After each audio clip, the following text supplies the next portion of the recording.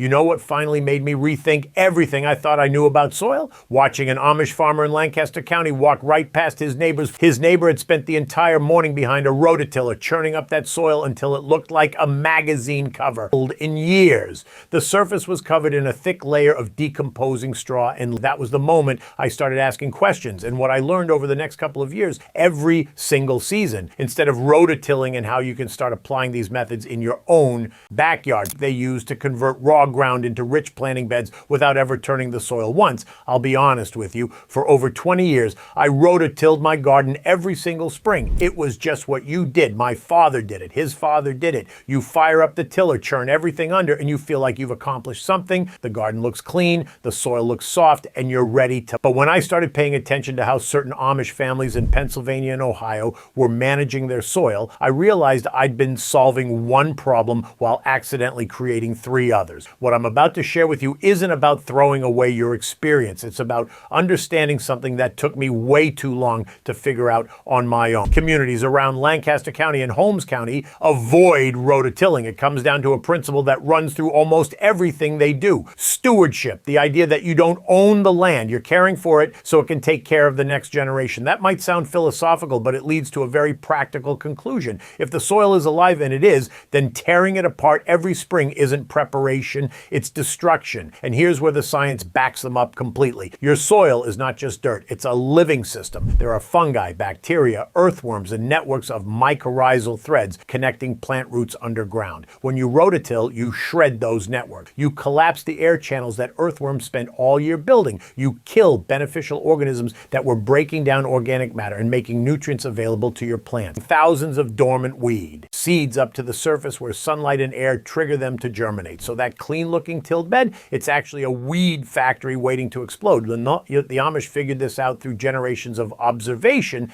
and soil scientists have since confirmed every bit of it. So let me show you exactly what they do instead. The first thing most Amish gardeners rely on is deep mulching. And I don't mean tossing a thin handful of straw around your tomato plants. I mean a serious, intentional layer of organic material that does the job a rototiller pretends to do, only better and without the damage. Here's exactly how to do it. In early spring, once your soil has warmed up enough that it's not cold and soggy to the touch, you want to lay down a layer of organic mulch 4 to 6 inches deep across your garden beds. Straw is the most common choice in Amish communities, but you can also use shredded leaves, aged wood chips, or a mix. The key is that it needs to be thick enough to block sunlight from reaching the soil surface. That's what suppresses. Second, it holds moisture in the soil so you water less. Third, and this is the big one, it slowly decomposes from the bottom up and feeding the soil organisms that build the kind of rich but deep mulching accomplishes both of those goals over time without destroying the fungal networks and worm channels underneath. The earthworms pull organic matter down into the soil, creating natural aeration. The fungi thread through the soil binding particles together into what scientists call soil aggregates, which are the reason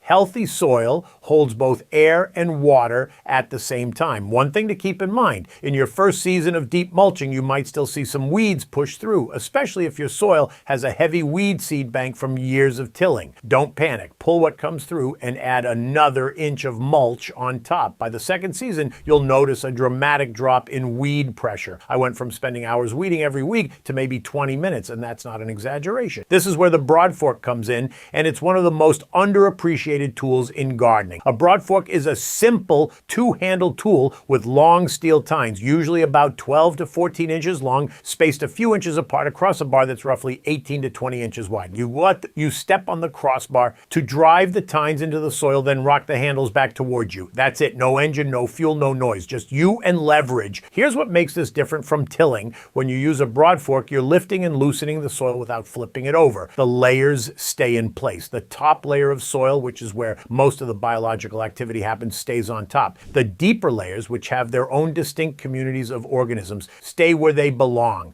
You're opening up air channels and breaking through compaction without destroying the structure that nature spent the whole previous season building. The best times to broadfork are in early spring before planting, and again in fall after you've cleared your beds. Work your way down the bed, inserting the tines every 6 to 8 inches. The whole process takes maybe 10 minutes for a 4 by 8 foot raised bed. And here's the difference. difference you'll notice almost immediately. Water soaks in instead of pooling on the surface. Roots can reach deeper, and within a few weeks, earthworms move into those loosened channels and keep them open for you. I'll tell you, I was shocked at what I found. The soil was darker than anything I'd ever produced with a rototiller. It was loaded with earthworm castings, and when I grabbed a handful and squeezed it, it held together in a loose ball and then crumbled apart when I poked it. That's textbook healthy soil structure, and I got there by doing less, not more. Now, if you're in a zone with heavy clay soil, the broadfork is especially valuable because clay compacts easily, and tilling clay, when it's even slightly too wet, creates hard pan layers that plant roots can't penetrate. The broadfork avoids that problem entirely.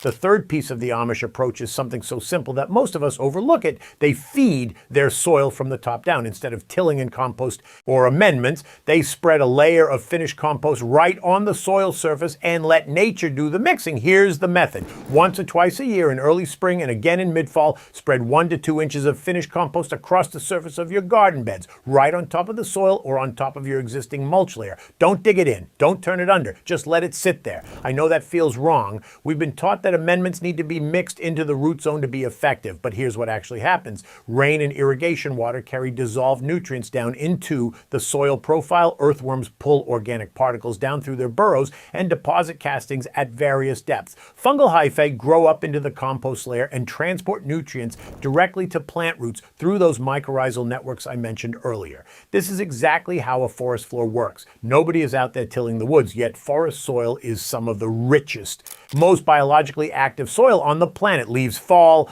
decompose on the surface, and organisms incorporate that material into the soil over time. The Amish are simply mimicking that process in their garden beds. The practical result is a soil that gets better every single year without you ever breaking its structure. I've been top dressing my beds this way for about 4 years now, and the difference is something you can see and feel. The soil is spongier, it absorbs water faster, and my plants are healthier because their root systems are growing into a biologically active environment instead of sterile, pulverized dirt. If you're finding value in learning how other communities approach soil care, take a second to subscribe. I've been exploring these traditional methods from different cultures, and there's a lot more to share. Now let me show you the fourth piece of this system. Cover cropping is where the Amish approach really comes together, because this is the step that ties everything else into a self-sustaining system, and it's probably the one thing most backyard gardeners skip entirely, which is a shame because it might be the most powerful tool in this whole method. Here's the idea. Instead of leaving your garden beds bare after you harvest in late summer or fall, you plant a living cover crop that protects and feeds the soil all through the off-season.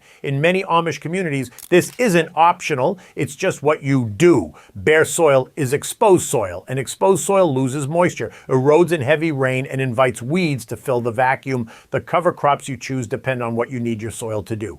If your soil is low on nitrogen, plant crimson clover or hairy vetch. These are legumes, and their roots host bacteria that pull nitrogen from the air and convert it into a form your plants can use. That's free fertilizer, built right into the ground over winter. If your soil is compacted below the surface, plant daikon radish, sometimes called tillage radish. These send a thick taproot down 12 to 18 inches, punching through hard pan layers that even a broadfork might not reach. When the radish dies back over winter, it leaves behind an open channel that fills with organic matter and becomes a highway for water and future roots. If you just want general soil protection and organic matter, winter rye is hard to beat. It grows fast, establishes a dense root network, and produces a massive amount of biomass that you can chop and drop in spring as a ready-made mulch layer. Here's the timing. You want to seed your cover crop about 6 to 8 weeks before your average first frost date. That gives the plants enough time to establish before cold weather slows them down. For most of zones 5 through 7, that means seeding sometime in September. If you're in zones 3 or 4, aim for late August. Zones 8 and 9 you can push into October. In spring, about 3 to 4 weeks before you plan to plant your main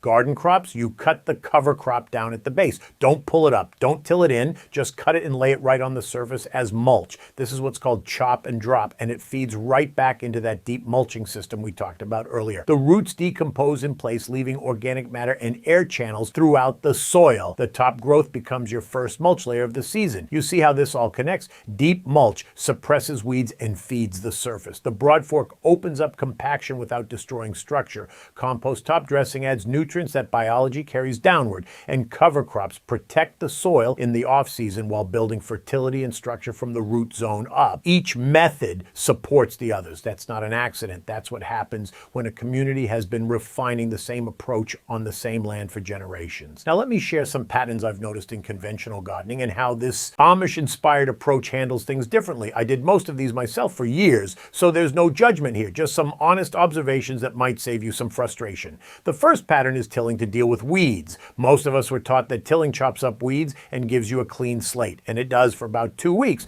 But what you're actually doing is churning up thousands of weed seeds that were sitting dormant 4 to 6 inches down, bringing them right into the germination zone. The Amish approach buries weeds under deep mulch instead of stirring them up. You're smothering the problem rather than recycling it. The second pattern is tilling to loosen compacted soil. This works in the moment, but tilled soil actually recompacts faster than undisturbed soil because you've destroyed the biological glue, those fungal networks and earthworm channels that held the structure together naturally. With the broadfork method, you're loosening without destroying, and the biological structure rebuilds stronger each season instead of collapsing every time it rains. The third pattern is tilling and amendments. We've all done it. Spread compost, fire up the tiller, mix it all together. It feels thorough, but you're also diluting that compost throughout a depth that plant feeder roots may not even reach, and you're shredding the fungi that would have transported those nutrients directly to your plants. Top dressing lets gravity, water, and biology deliver those nutrients exactly where they're needed,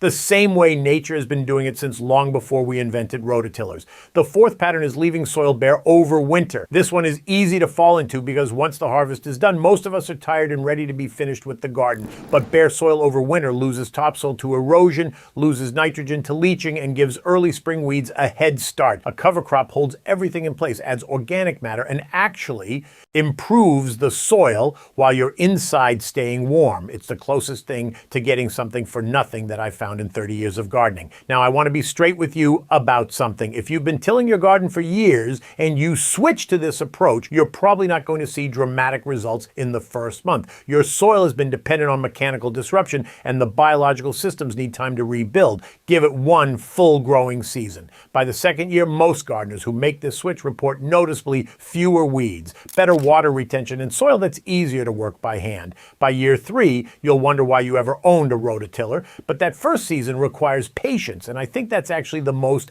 Amish part of this whole approach. They're not in a hurry. They trust the process because they've watched it work across generations. Now, here's something I picked up that most gardening books don't cover, and it's perfect if you want to convert a new patch of ground, maybe a section of lawn or a weedy area, into a productive garden bed without ever tilling it. It's called sheet mulching, and some people know it as the lasagna method. Amish families use a version of this when they're expanding garden space, and it's remarkably effective. Here's exactly how to do it. Start by mowing or cutting whatever's growing in the area as short as you can. Don't remove it, just knock it down flat. Next, lay down a single layer of plain corrugated cardboard over the entire area, overlapping the edges by at least 4 to 6 inches so no light can sneak through the gaps. Wet the cardboard thoroughly with a hose, then start layering on top. Put down 2 to 3 inches of finished compost, followed by 4 to 6 inches of straw, shredded leaves, or aged wood chips. Water the whole thing again so it's damp all the way through. Now walk away. That's the hardest part for most of us,